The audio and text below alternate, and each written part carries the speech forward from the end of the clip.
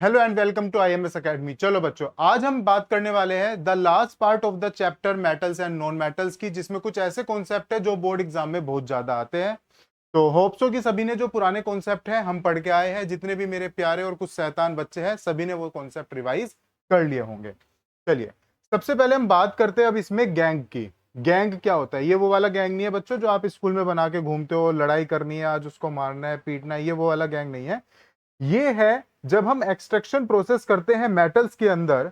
तो extraction process के अंदर हम इसमें पढ़ेंगे कि स्पेसिफिकली हमने पढ़ा था कि मेटल्स जो है उनके साथ में जब वो अपनी ओर का क्या मतलब है यहाँ पे ओ आर ई, यानी कि जब मेटल के साथ में इंप्योरिटी जुड़ी होती है तो वो कंबाइंड फॉर्म कहलाती है और।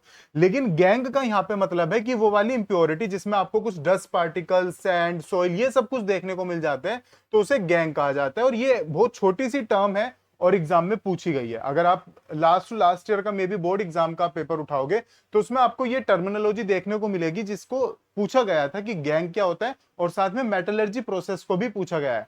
इवन जो मेटलर्जी प्रोसेस है आपका एसएसटी में, आप 10th क्लास में जो बच्चे हैं ज्योग्राफी के अंदर मेटलर्जी एक प्रोसेस है चैप्टर के अंदर, तो वहां पर भी वो कॉन्सेप्ट और यहाँ पर भी है, तो दोनों में से आप कहीं पर भी पढ़ सकते हो। बट द मेन थिंग कि आपको मेटलर्जी क्या होता है वो पता होना चाहिए।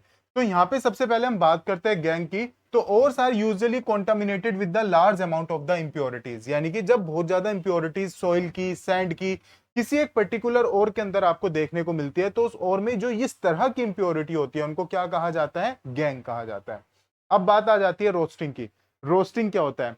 अब रोस्टिंग से मेरा मतलब यहाँ पर, अब आप बहुत से बच्चे सोच रहे होंगे किसी को रोस्ट करना, जो आप रात दिन करते ही हो, तो वो वाली रोस्टिंग नहीं है। ये रोस्टिंग एक प्रोसेस है जब आप देखोगे कि मेटल के अंदर सल्फर जुड़ा होगा, तो जब हम उसको एक्सट्रैक्ट करते हैं तो वहां पर रोस्टिंग एक प्रोसेस को हम यूज करते हैं। तो वहां पे नहीं चला जाना रोस्टिंग की भाई हाँ यहाँ पे हमने किसी को रोस्ट करना है। चलो, अब क्या होता है रोस्टिंग? अच्छे खासे मार्क्स में ये आता है रोस्टिंग या कैल्सिनेशन, दोनों में से एक आपके बोर्ड एग्जाम में आएगा ही आएगा। तो जब आपको ऑलरेडी पता है कि भाई इनमें से एक बोर्ड एग्जाम में आना है, तो अच्छी बात है ना कि इसको रेडी कर लो बजाय छोड़ने के। अब रोस्टिंग क्या होगा? सिंपल सी देखो, मैं आपको एक चीज बताता हूँ। रोस्टिंग हो या कैल्सिनेशन हो, दोनों में एक कॉमन चीज है कि सबसे पहले तो आप ये समझो कि हम रोस्टिंग या कैल्सिनेशन करते क्यों हैं। जैसे कि कैल्सिनेशन मैंने आपको लास्ट वीडियो में भी बताया था कि कैल्सिनेशन में क्या होता है कि कार्बोनेट एज अ इंप्योरिटी जुड़ी होती है, और रोस्टिंग में क्या होता है कि sulphur as a impurity metal के साथ जुड़ा होता है। अब हम क्या करेंगे, ना तो हम कार्बोनेट से डायरेक्ट मेटल को निकालते और कार्बोनेट को अलग करेंगे, ना हम मेटल सल्फाइड से सल्फर को अलग करके मेटल को अलग कर दे डायरेक्ट। ये प्रोसेस हम नहीं अपनाते। हम पहले मेटल सल्फाइड हो या मेटल कार्बोनेट हो, दोनों से ही क्या करेंगे कि उनको मेटल ऑक्साइड में कन्वर्ट करेंगे, और फिर मेटल ऑक्साइड से रिडक्शन के थ्रू मेटल को अलग कर लेंगे। अब बच्चे बोलेंगे सर ये घुमाने की जरूरत क्यों पड़ रही है, मतलब मेटल ऑक्साइड पे जाने की जरूरत ही क्यों है? तो उसका आंसर ये है बच्चों कि मेटल कार्बोनेट या मेटल सल्फाइड से आप डायरेक्ट मेटल को नहीं निकाल सकते, वो डिफिकल्ट प्रोसेस है। तो दैट्स वाई पहले उसको मेटल ऑक्साइड में कन्वर्ट किया जाता है, फिर बहुत इजीली मेटल ऑक्साइड से मेटल को एक्सट्रैक्ट किया जा सकता है। तो अब दोनों में एक बात तो कॉमन हो गई कि रोस्टिंग हो या कैल्सिनेशन हो। कैल्सिनेशन से भी आप बहुत आसान तरीके से याद रख सकते हो, सी से कैल्सिनेशन होगा और सी से ही यहाँ पे कार्बोनेट होगा। तो यानी कि आपको एक बात तो पता चल गई कि कार्बोनेट किसमें जुड़ा होगा, जिसमें कार्बोनेट जुड़ा होगा, और जब आप उससे एक्सट्रैक्ट करोगे मेटल को तो वो कहलाएगा कैल्सिनेशन। और जो रोस्टिंग है उसमें सल्फर एज ए इंप्योरिटी जुड़ा होगा। लेकिन यहाँ पे फिर थोड़ा सा भी डिफरेंस और है अभी कि सल्फाइड और जब आप कन्वर्ट करोगे मेटल ऑक्साइड में तो उसको हीट किया जाएगा, लेकिन हीट उसको एक्सेस एयर में किया जाएगा, ना कि in the absence of air. तो ध्यान रखना, रोस्टिंग में एयर की एक्सेस रहेगी और कैल्सिनेशन में जो एयर है वो लिमिटेड रहेगी। तो रोस्टिंग के ऐसे भी याद रख सकते हो कि एक्सिस एयर किसमें? रोस्टिंग। भाई साहब जब कोई रोस्ट कर रहा है तो उस टाइम पे हमें थोड़ा सा अपने आप को कंट्रोल करना पड़ता है, तो हमें एयर चाहिए, उस टाइम पे ऑक्सीजन चाहिए। तो काइंड ऑफ आप लिंक कैसा भी जोड़ो, लेकिन आपको भाई साहब ये याद रखना है, क्योंकि रोस्टिंग और कैल्सिनेशन आज मैं आपको लिख के दे रहा हूं कि ये एग्जाम में आएगा ही आएगा, आपके बोर्ड एग्जाम में। इवन जो आपके प्री बोर्ड होंगे उसमें भी आपको ये बहुत ज्यादा देखने को मिलेगा, तो ये आपको याद रखना है। तो रोस्टिंग में एक्सिस एयर रहेगी। अब ये देखो आप, जिंक है जैसे जिंक सल्फाइड, अब ये एक्सिस एयर का मतलब क्या होगा कि रिएक्टेंट वाली साइड में ऑक्सीजन आपको देखने को मिलेंगी इसमें, और इसमें हम क्या करेंगे, इसको मेटल ऑक्साइड यानी कि ZnO, और साथ में ये जो सल्फर डाइऑक्साइड था ये हमने अलग कर लिया। This is the calcination process, roasting process. Calcination पे आ जाओ। कैल्सिनेशन में एक बात तो सभी को क्लियर होगी, कार्बोनेट एज ए इंप्योरिटी जुड़ा होगा।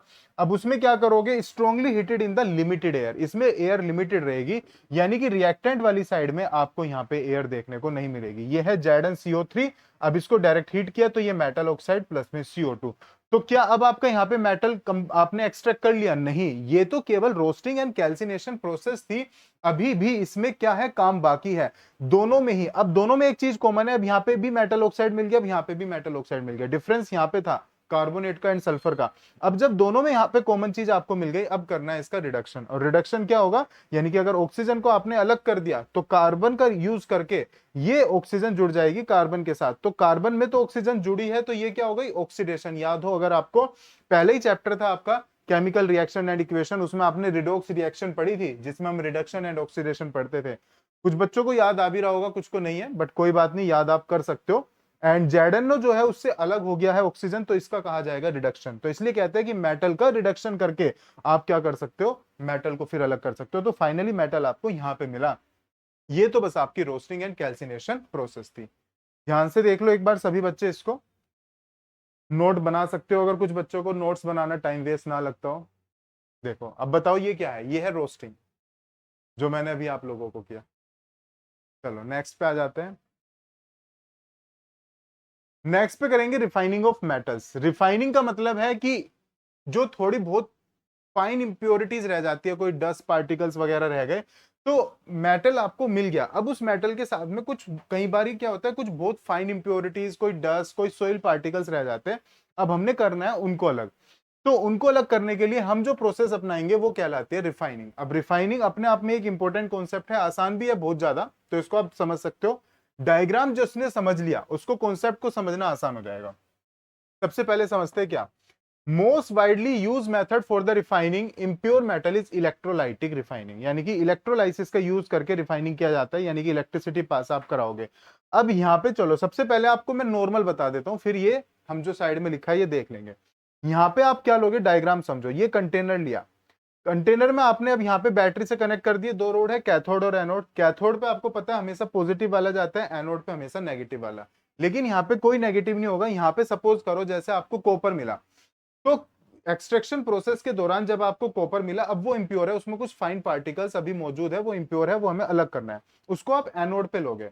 एनोड पे क्या होगा, जब आप उसको चिपकाओगे तो एनोड पे जाता है क्या, नेगेटिव वाला। लेकिन अगर आपने उस पे पॉजिटिव मेटल को चिपका दिया तो वो तो टूट टूट के गिरेगा, क्योंकि एनोड पे कौन सा चार्ज होता है, पॉजिटिव। मेटल भी आपने कौन सा ले लिया, पॉजिटिव ही होता है। तो वो क्या करेगा, उससे जब आप इसमें इलेक्ट्रिसिटी पास कराओगे तो इससे रिपेल होगा, यानी कि टूट टूट के नीचे गिरता रहेगा इस सॉल्यूशन के अंदर। यहाँ पे आप ऑलरेडी कोई सॉल्यूशन ले लोगे, जैसे कॉपर सल्फेट, कोई भी, जो कंडक्टिविटी को ज्यादा इजी कर देगा। अब उसमें क्या होगा, जब उसके साथ में, जब वो इस सॉल्यूशन में घुल जाएगा वो इम्प्योर कॉपर, तो उसके साथ में जो डस्ट पार्टिकल्स या जो सोइल पार्टिकल्स थे वो नीचे बैठ जाएंगे, क्योंकि वो एनोड से निकल के नीचे बैठे हैं। तो उनको क्या कहा जाएगा, एनोड मड। मड का मतलब होता है कीचड़, यानी कि एनोड से निकल के डस्ट पार्टिकल्स नीचे बैठे हैं, तो वो एक तरह का डस्ट मड है, मड बन जाता है कीचड़ टाइप, तो उसे एनोड मड कहा गया है यहाँ पे इम्प्योरिटी को। और वो जो प्योर मेटल था, ऑलरेडी आप कैथोड पे क्या करोगे, थोड़ा सा एक बहुत पतली सी लेयर प्योर मेटल की लेके चलोगे।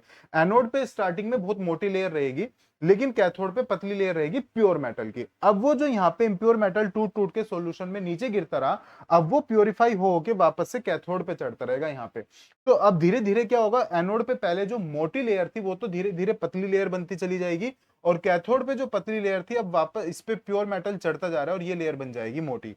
तो इस तरीके से रिफाइनिंग करके हम इजिली जो है वो उस डस्ट पार्टिकल को अलग कर सकते हैं।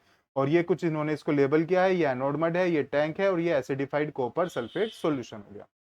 ये सारी चीजें यहाँ लिखी है, बहुत ध्यान से आप देख सकते हो। एनोड इम्प्योर मेटल जाएगा, ये आपको याद रखना है। कैथोड पे प्योर मेटल की एक पतली सी स्ट्रिप जाएगी। इलेक्ट्रोलाइट में कोई भी सॉल्यूशन आप एसिडिफाइड कॉपर सल्फेट इस तरह का कोई सॉल्यूशन ले सकते हो। और अब आप देखोगे जैसे इलेक्ट्रोलाइसिस में जो आपका पहला चैप्टर है, वो भी अगर आप बच्चे को यूलाइक वगैरह या रिफ्रेशर फॉलो कर रहे हो तो एनसीईआरटी में तो मेंशन नहीं है, लेकिन यूलाइक में एक क्वेश्चन गिवन है। और ये साल पे जो आपका बोर्ड एग्जाम का पेपर आया था उसमें ये गिवन भी था कि जब आप इलेक्ट्रोलाइसिस प्रोसेस करते हो तो उसके अंदर आप एक एसिड ले रहे हो, जैसे कि आपने जब इलेक्ट्रोलाइसिस केमिकल रिएक्शन के अंदर पढ़ा तो उसमें हमने क्या लिया था, सल्फ्यूरिक एसिड लिया था। तो क्वेश्चन ये था कि सल्फ्यूरिक एसिड क्यों लेके चलते हैं, तो उसका रीजन यही है कि बस एसिड लेने से वो क्या होता है, जब आप उसमें करंट पास कराओगे तो आयंस में वो ब्रेक डाउन हो जाएगा, जिससे कंडक्टिविटी जल्दी जल्दी से होने लगेगी। तो उसका रीजन ये था। तो एग्जामिनर कहीं से भी क्वेश्चन बना सकता है एक छोटे से कॉन्सेप्ट को उठा के भी। तो मेन चीज यही है कि आपके दिमाग में जब भी आप क्वेश्चन पढ़ रहे हो या एनसीईआरटी की आप रीडिंग कर रहे हो तो आपके ये दिमाग में ये जरूर आना चाहिए कि क्यों। अगर उसमें लिखा हुआ है कि H2SO4 हमने थोड़ा सा उसमें मिक्स कर दिया, तो आपके दिमाग में आना चाहिए क्यों। तो ये चीजें अगर आप रीजन पीछे जानना सीख जाओगे तो डेफिनेटली एग्जाम में अच्छा स्कोर करना आपके लिए आसान हो जाएगा। उसके बाद है electrolyte, solution of the acidified copper sulphate हमने ले लिया। अब इसमें ये लिखा है जो अभी मैंने आपको बताया, on passing the current through the electrolyte impure metal from the anode dissolves into the electrolyte। Electrolyte इसको कहा जाएगा, उसमें वो डिसोल्व होगा, टूट के नीचे गिरेगा। N equivalent amount of the pure metal from the electrolyte is deposited, और सेम अमाउंट जितना यहां से प्योर होता जाएगा वो सारा का सारा कैथोड पे आपका इकट्ठा होता जाएगा। Finally the insoluble impurity settle down at the bottom of the anode and are called the anode mud, और यहां से जितनी भी इंप्योरिटी निकली वो नीचे बैठ जाएगी और उसी को क्या कहा जाएगा, एनोड मड कहा जाएगा। ठीक है, तो कितना आसान था ये कॉन्सेप्ट, और इस बार इसके चांसेस ज्यादा है बोर्ड एग्जाम में आने के, क्योंकि अभी ये इस साल नहीं आया था एग्जाम में, और ये अपने आप में बहुत इंपॉर्टेंट कॉन्सेप्ट है। और गारंटी से मैं आपको बोल रहा हूँ कि आपके जो भी बच्चे हैं जितने स्कूलों में एग्जाम चल रहे हैं, अगर आपके हाफ ईयरली अभी नहीं हुए, हाफ ईयरली से पहले आप इस कंटेंट को देख रहे हो, या आपके प्री बोर्ड या बोर्ड, तो डेफिनेटली किसी ना किसी एग्जाम में तो आपको इससे रिलेटेड कॉन्सेप्ट और एक अच्छे खासे मार्क्स में, यानी कि जैसे ऐसा नहीं है कि बस 1 मार्कर मारा है, 3 मार्कर में ही आपको देखने को मिलेगा। तो और आसान भी है, तो इसको आप दिमाग में बिठा लो, अच्छे से प्रैक्टिस कर लो विद डायग्राम। जब भी आए डायग्राम मेंशन नहीं होगा, लेकिन डायग्राम आपको बनाना है, तो इसको आप ध्यान से देख लो। कोई भी आपका डाउट है तो आप कमेंट बॉक्स में लिख सकते हो, हम आपके लिए ही है। जो भी आपके डाउट्स होंगे डेफिनेटली वो आपके रिजोल्व किए जाएंगे। चलिए, तो कोई भी आपका डाउट है इसमें आप लिख सकते हैं मेरे बच्चों कमेंट बॉक्स में। और अगले पार्ट में हम अभी इससे ही रिलेटेड केमिस्ट्री से जो आपके इंपॉर्टेंट चैप्टर है कार्बन, वो हम कवर करेंगे। तो जुड़े रहिए आईएमएस एकेडमी से। Thank you everyone.